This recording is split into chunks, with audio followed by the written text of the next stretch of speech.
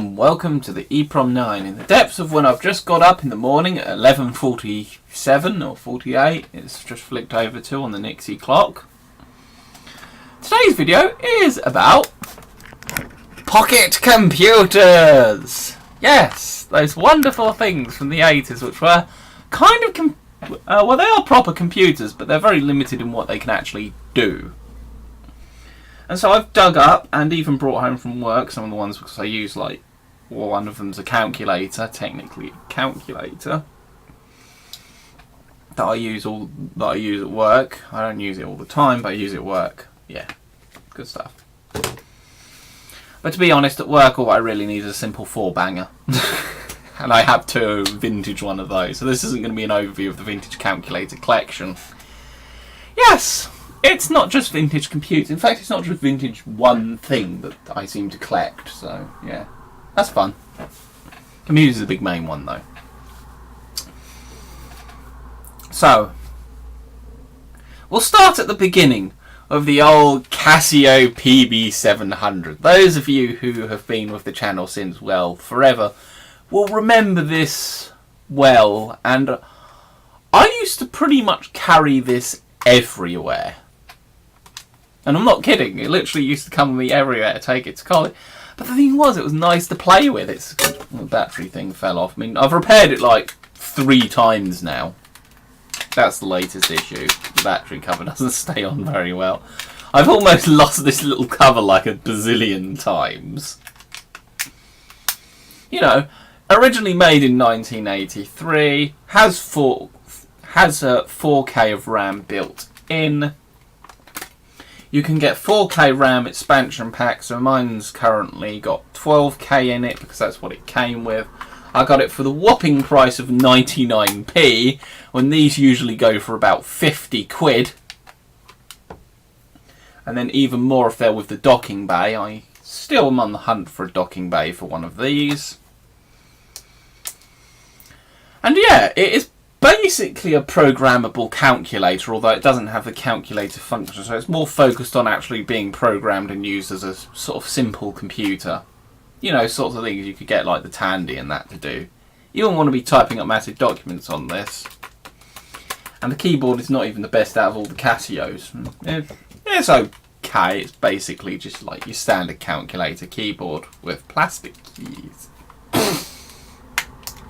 And on the mathematical front, it's actually pretty accurate, because if we do the classic 1 divide 9 times 9, it comes out as 1. If you split it up, it won't work unless you build a program. And that's the thing.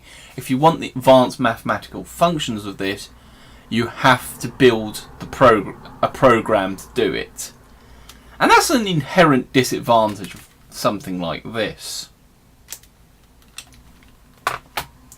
So, then we move on to... Let's go back in time now, to the 1980s, to the 1970s. The Commodore P750 has been released. I think it's one of their first programmable calculators, if not their first. Now, I do not know how to program this thing. It doesn't use BASIC, it only has your 7-seg display. It's a little bit on the confusing side. But hey, at least it's mathematically accurate, because if we do the 1 divide 9 times 9, it comes out with 1, which is the correct answer. Now, sadly, one of the segments seems to have died on the LED these days, on the display, which is a little bit sad. It only displays 8 digits at once, plus a few error variants and ones to show modes and that. But yeah, the biggest indicator to it's programmable is it's got a go-to button and an intro button, which aren't particularly common on standard calculators. But yeah, it's quite a nice unit. I haven't used it all that much in its time. I mean, it's a bit more complicated to use than your standard calculator, but you can still do things like to the powers of and stuff for subnetting and that. So I used to use this in uni a bit when I first got it, because it was a cool retro calculator. But yeah, it's kind of a computer from the 70s because it's programmable, but it's the only 70s computer I have. And I do computer in quote marks because these aren't quite full-fledged. You know, you haven't got any I/O really that you can expand this out to and hook it up to other devices and that. And that's a big requirement of a proper computer. There we go. Model P50 that I stuck on it because, well, the back cover, I could never recover that from the wee bin. So that can go back in its home down there to where it can continue to gather dust. Then we go to 1986, when this beauty came out, and I only got this a few days ago. I saw it going, it was cheap. It's a Casio FX730p. Similar to the PB700, but this is more calculatory in mind. It's not so much focused on the basic, but it has all the... It doesn't just have the basic legends printed on it that you can go shift to. It also has the mathematical ones. It also has a ton of annoying modes that are not exactly intuitive to link to, and getting the basic to work is a bit of a pain. So if we just run what we have in P0, you might be able to see that if the camera actually decides it wants to focus. But you can see it's running. It'll get up to a pretty high number. That's basically counting up in binary. It'll get up to about E100 and then it errors. I also did the classic, let's go to it, shift.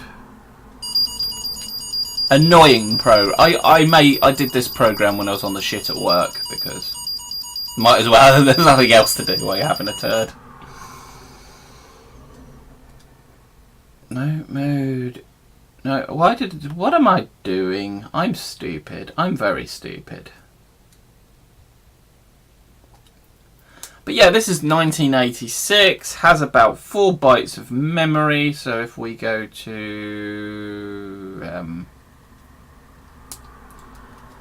P1, yeah, it has about 8K of memory. Sorry about that. So it's more built in than the Casio, but it has less expandability because you only expand it to. Oh, actually, hang on. I think I'm lying. Hang on.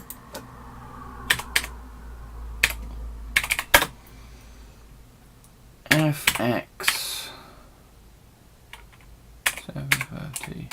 It's the morning, so forgive me for being a bit stupid. Yeah, it has 8K of RAMs and it's upgradable to 16K through an expansion pack, which I don't have in this one. Didn't come with one.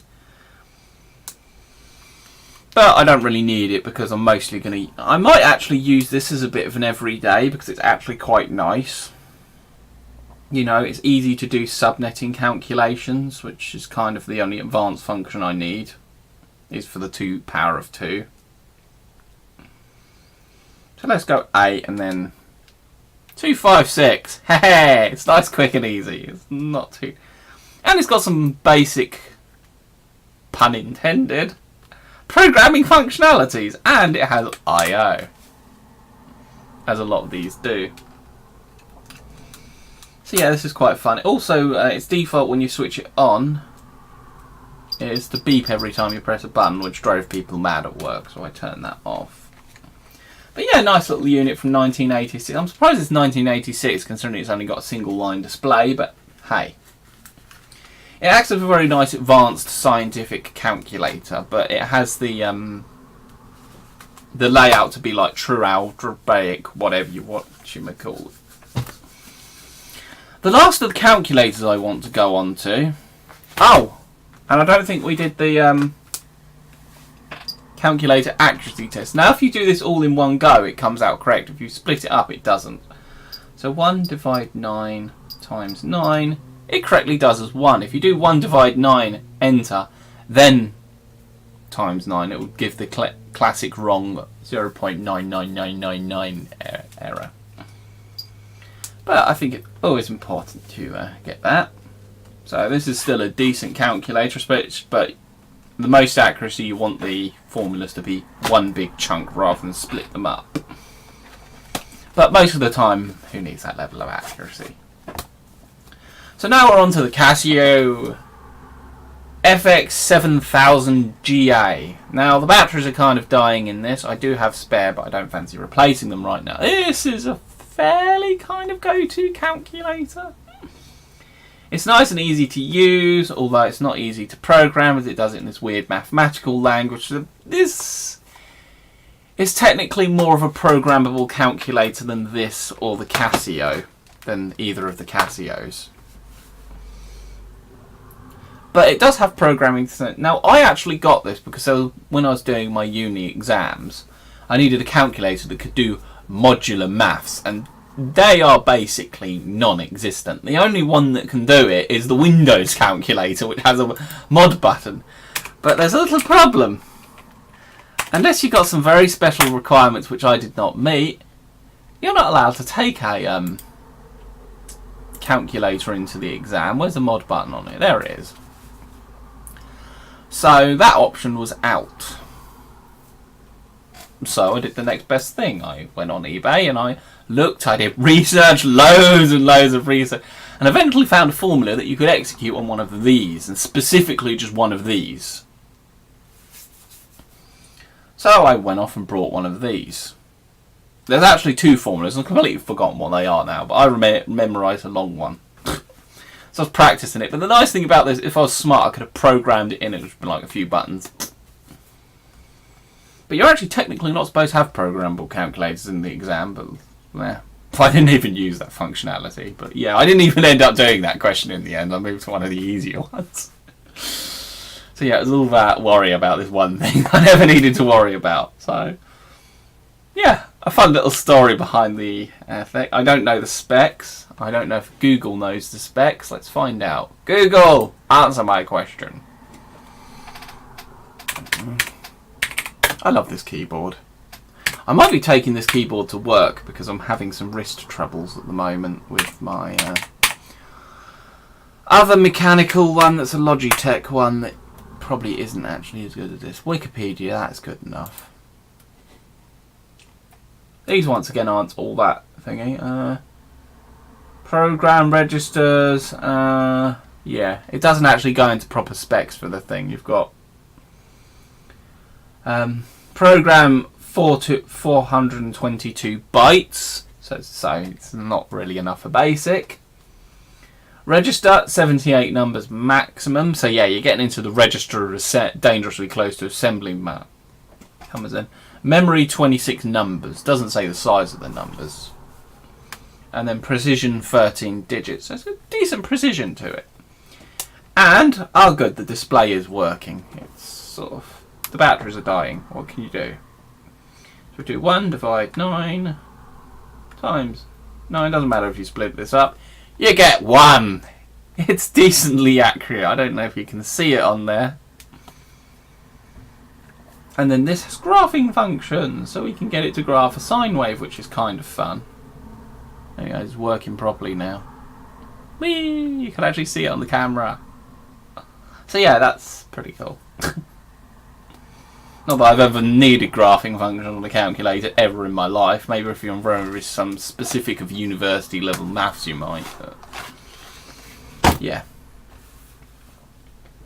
And you know what the funny thing is? I'm terrible at maths. And the last and sort of pocket computery things are these. The Poseidon Organizer 2s. I actually have 2 of them because Edwin Burton kindly gifted me one like 4 years ago, and this is the first time it appears in a video because I'm very punctual in getting round to things, but I get round to them eventually. One has a battery in, one doesn't. I don't know actually which one is the one he gave me. I think it's this one.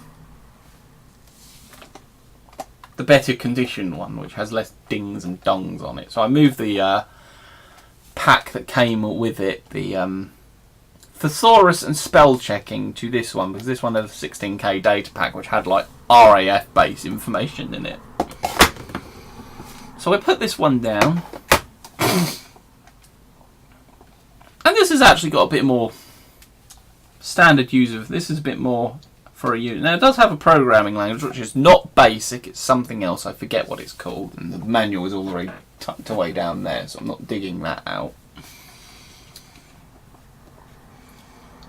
So we go to calculator and we do the calc test. So 159 times 9.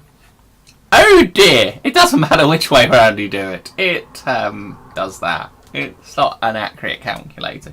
It's also really only a 4-function calculator. I mean, it might be able to do...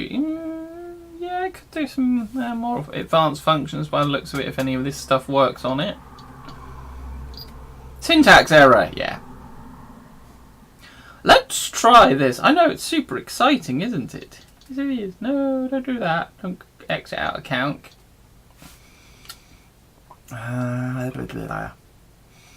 So if we do 6 add 6, put it back in the brackets, times 22. Yeah. You can do brackets. It's a little more useful than a 4-banger, standard 4-banger. You got prog, save, diary, prog, erase, time, info, alarm, reset, words. So if we go to find,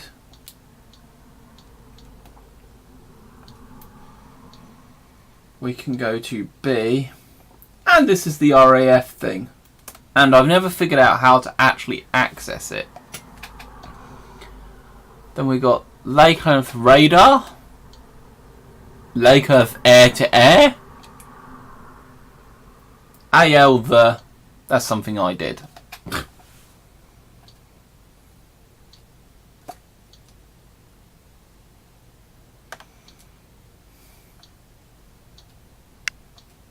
And then C would be the other. Now, back in the day, I actually used to have a spell-checking dictionary thesaurus thingy-mabob. I've actually had a few in my life, but they've all since got destroyed in my school bag that I used to use in primary school for my spelling because well, there was no other way of getting it correct on pen and paper. But yeah, I'd always had... The dictionary method, well, to be frankly honest, I always saw that as complete crap. It's like, seriously, go searching for a dictionary? It's like, well, what's the point? So my mum actually brought me like the word wizard things. So I think she got them in PC World. That basically you type in the word you didn't know how to spell, and it would roughly make a guess, and have fun little graphics in it, like when it was searching a dog sniffing and stuff. I miss them. I wish they still worked, but they don't. The displays got destroyed. We might actually be able to find it on the Googles.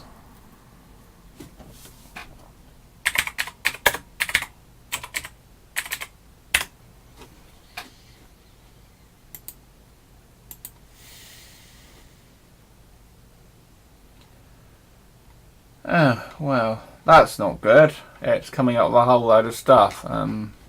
Let's try 90s word wizard. Spell checker.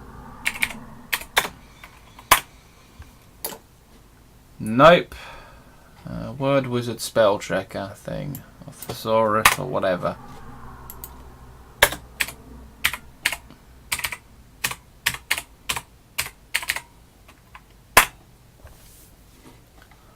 Oh, that's depressing. I can't even... Ah, here we goes.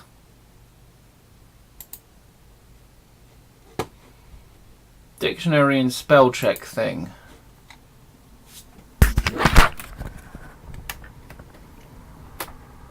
There's one. I don't think mine was that particular unit, or it might have been. It's hard to tell, really, as I'm running purely from memory. But that was the sort of thing it was. It was an incredibly useful bit of kit. And look, you can see my lovely unwashed hair, how mangy it is, and how its receding hairline continues to grow.